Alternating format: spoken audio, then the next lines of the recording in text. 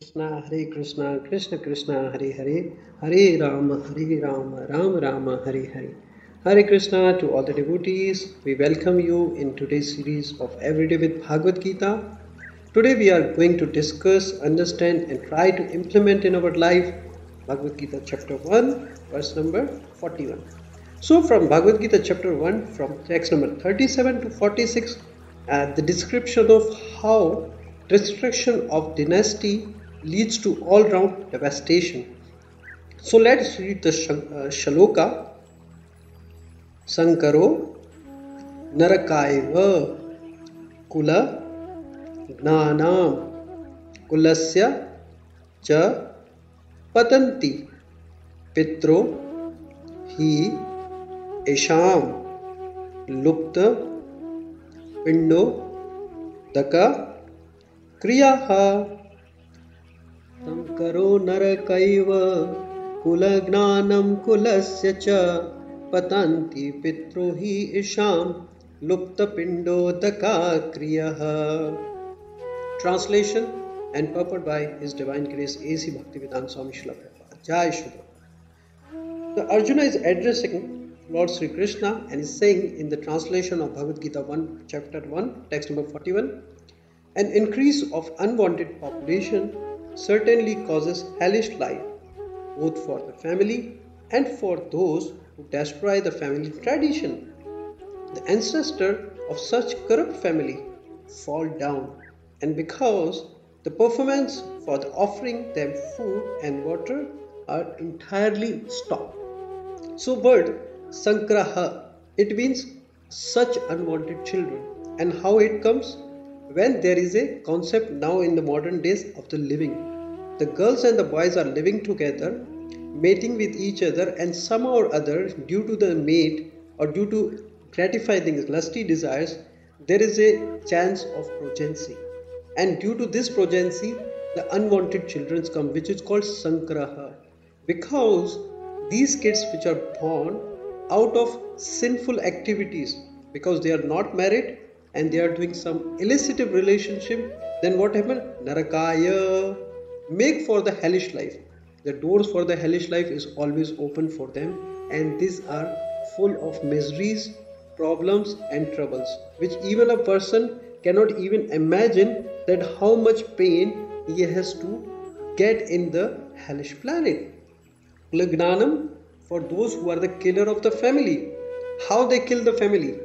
By giving them all sinful life in their family tradition. Like we have seen their family, they are open with the drink, all type of nonsense that they are doing in the front of the kids, and like going into the clubs, pubs and all these things. What it does, it open the hellish planet, kulasya, for the family. He is not doing good thing, but by following the kids follow the parents. What parents are doing, the kids also follow. And patanti means they fall down even in this life, and those who are our ancestor like Pitraha, our forefather, also if they are in heaven planet or if they are in the Pitralok, they fall down into the hellish or in this world. Lupta, stopped, of course, by doing the sinful activities, sinful life.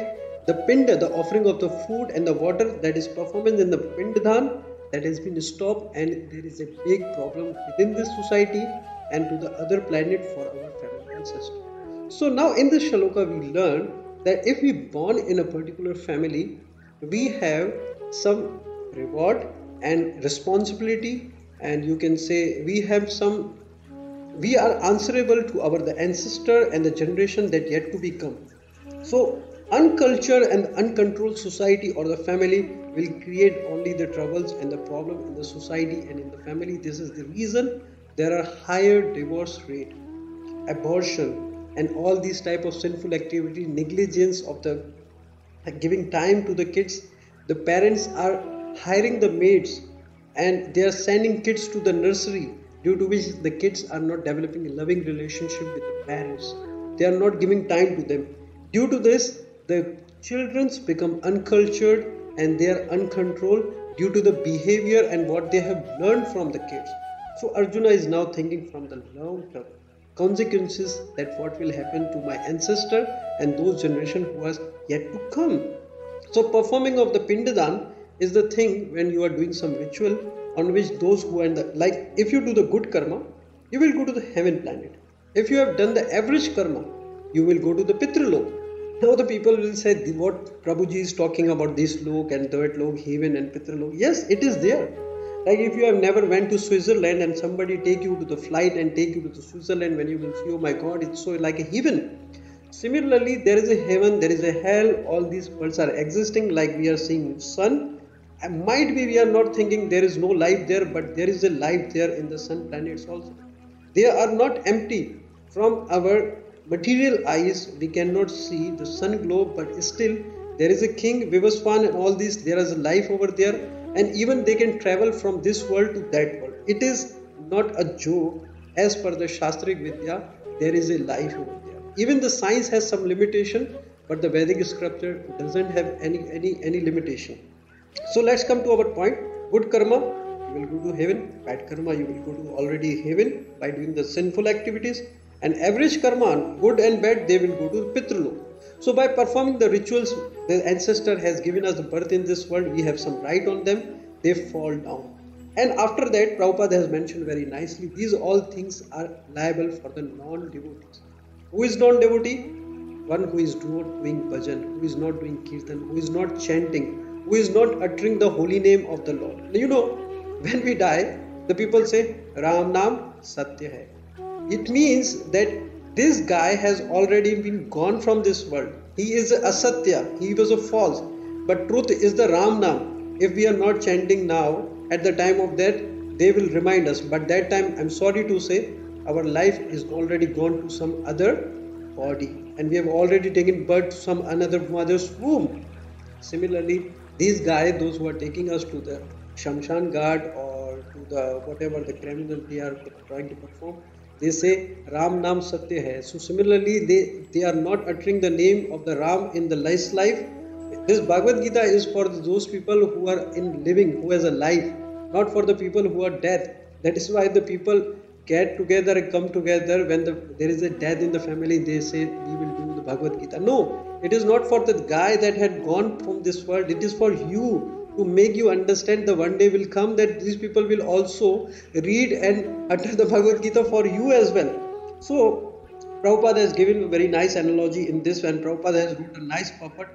What Prabhupada has said, that according to the rules and regulations of the fruitive activities, there is a need to offer periodical food and water to the forefather of the family. This offering is performed by the worship of Vishnu, because eating the remnants of the food offered to Vishnu can deliver one from all kinds of sinful reactions. Sometimes the forefather may be suffering from various types of sinful reactions, and sometimes some of them cannot even acquire a gross material body. What is the gross material body? There are two types of body a person has. We will talk about this in detail in the later sessions. Gross body, in a general, just I want to educate you about this. Gross body is the one which we can see from our eyes. The body made of 5 elements. What are these? Earth, water, fire, air and ether. This is called the gross body, to which we can see ourselves. And there is a subtle body. What is this subtle body? Subtle body is made of 3 elements. What are these? Mind, intelligence and false ego. So this Bhagavad Gita is a science. Bhagavad Gita is a complete science, and through the Bhagavad Gita we can understand our existence. So it says the force who remain in the subtle body as ghost. Prabhupada has talked about the ghost. You know who are the ghosts? Those who does suicide before their death or expiry date. They come into the contact of such situation. They attempt the suicide, and by the suicide what they happen? Actually we are already in jail and we are going on another jail. So ghost life means there is a subtle body, there is a soul, but without body. Like what happens to the ghost? You know, the ghosts are those who are very much hungry, but they cannot eat because they don't have the body. Similarly, they want to drink, but very thirsty. They are very thirsty. Water is there, but they don't have the body.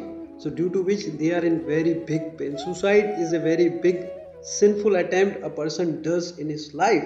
So Prabhupada is saying, we will talk about this also in the later section in the detail, or other kinds of miserable lives such help rendered a forefather is a family tradition.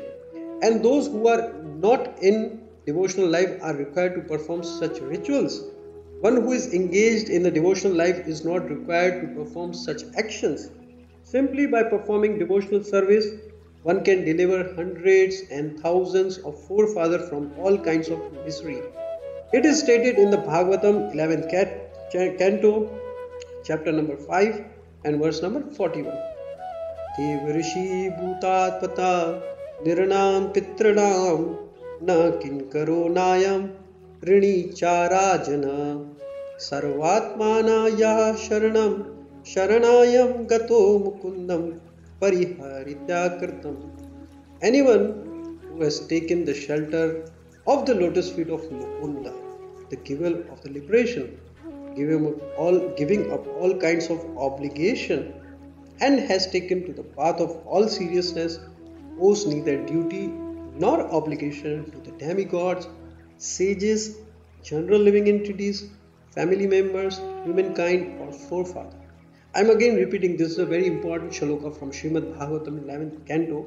Anyone who has taken shelter of the lotus feet of Mukunda or Lord Sri Krishna, the giver of the liberation, giving up all kinds of obligation, and has taken to the path in all seriousness, owes neither duties nor obligation to the demigods, sages, general living entities, family members, humankind, or even the forefather.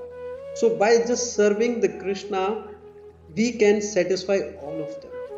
These all things like demigods, sages, general living entities, family members are like your father has given a check, and a check he is writing 0, 0, 0, 0, 0, 0. What is the value of this check? 0. But as soon as you will add number 1 in starting, and who is this one? Lord Sri Krishna. There will be the value of these people as well. So Prabhupada says such obligations are automatically fulfilled by performance of the devotional service. Unto whom? Unto the Supreme Personality of Lord Sri Krishna.